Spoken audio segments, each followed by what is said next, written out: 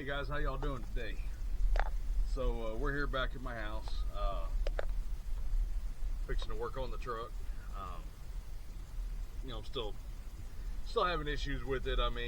Which it's issues I already knew. Right now we're fixing to do the NOx sensor. So most of y'all know that NOx sensors can get expensive, or if you don't know, I'm telling you they are. I just had a buddy take his Peterbilt to the shop, and it cost him $1,500 to have it changed out. So the NOx sensor itself, he said, was $800 and something. And then they charged him, 2 hours of labor and 2 hours of diagnostics.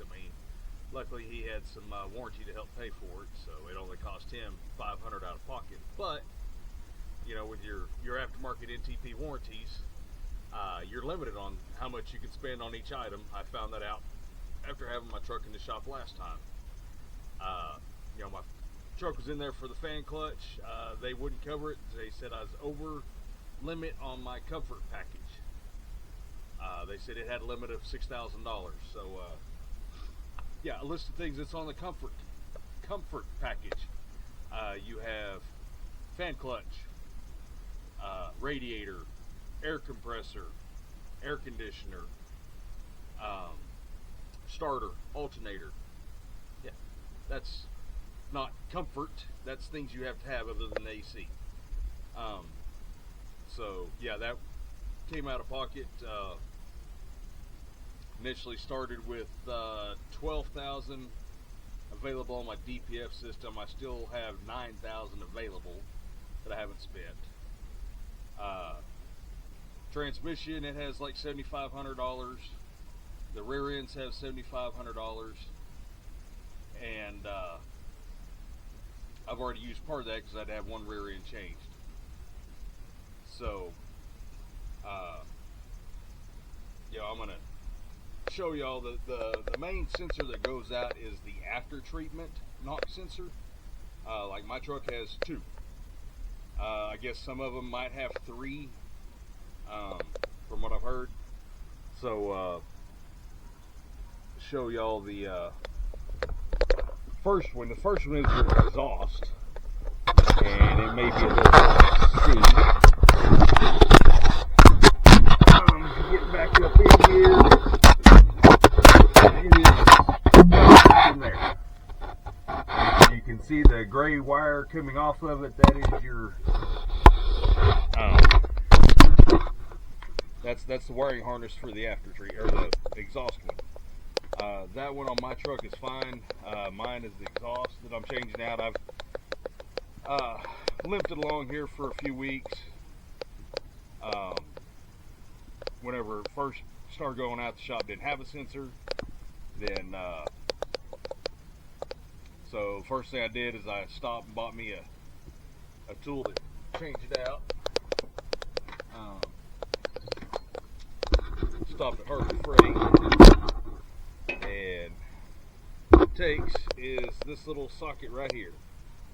Okay, that is a 22 millimeter with a split. You have to have the split because of the wiring harness, and then that just goes on to regular socket wrench. I like this one that I got from Harbor Freight because it extends out.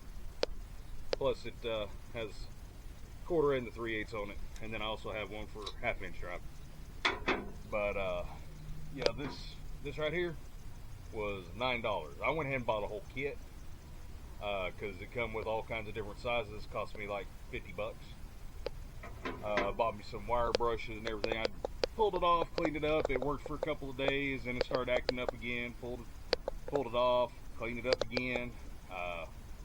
Did that a few times. Last time I was in the shop, I told them to change it out on NTP. They didn't do it because it wasn't on their computer saying it was bad.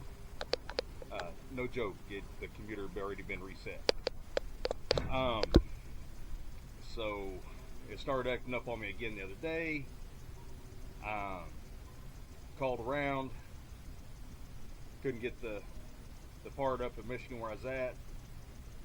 My shop here at the house had them in stock again, so As soon as I found out I was coming back home, I sent my wife up there to get it. So, alright, so it's real easy to get to. It's right there. The sensor right here. The hard part is going to be the wiring harness, which is right down here. And it's not that it's real hard, it's just kind of an awkward angle to get to. Probably gonna have to get under the truck to get it. That's what we're gonna do today. Plus, my blower motor in the sleeper is trying to go out on me. I could kickstart it and make it blow, but and it's just really easy to change. Got M4 bolts. That plug wire pops out. Pop the new one in. You're done. The other thing I got to do today is the pop-off valve on my dryer is leaking air again.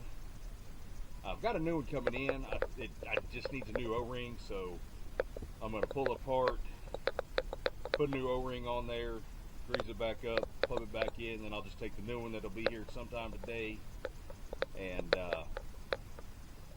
put it in the truck just in case I need it. So we're going to get started here.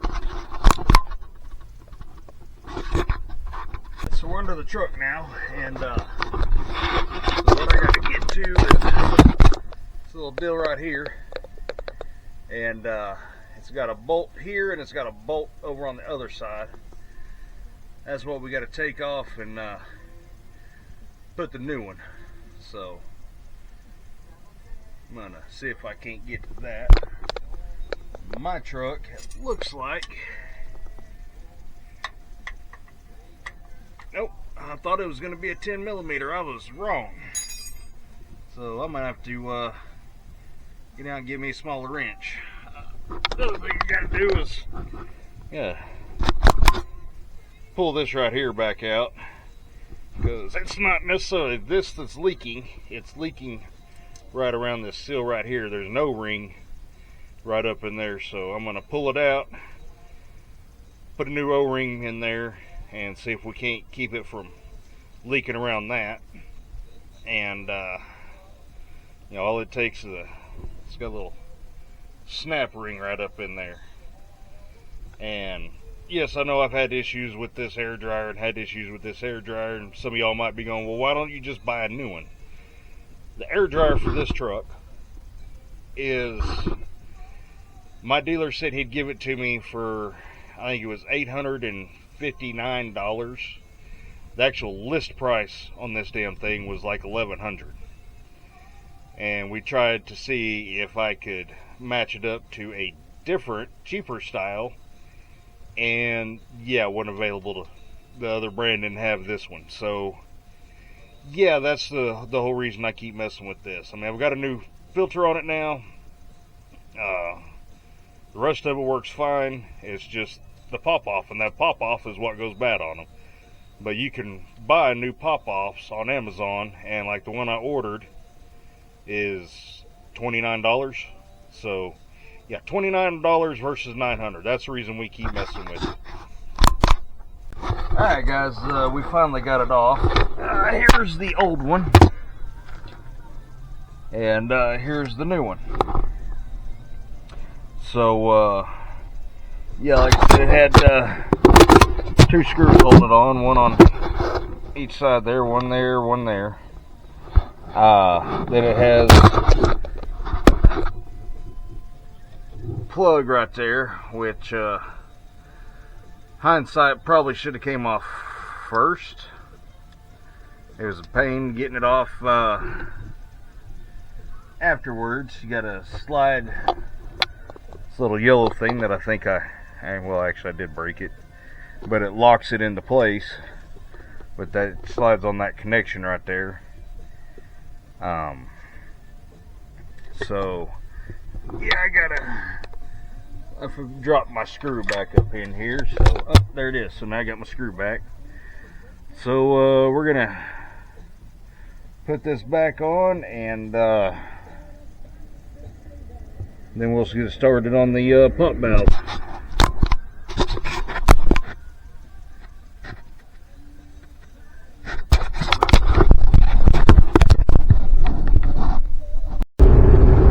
guys, how y'all doing today?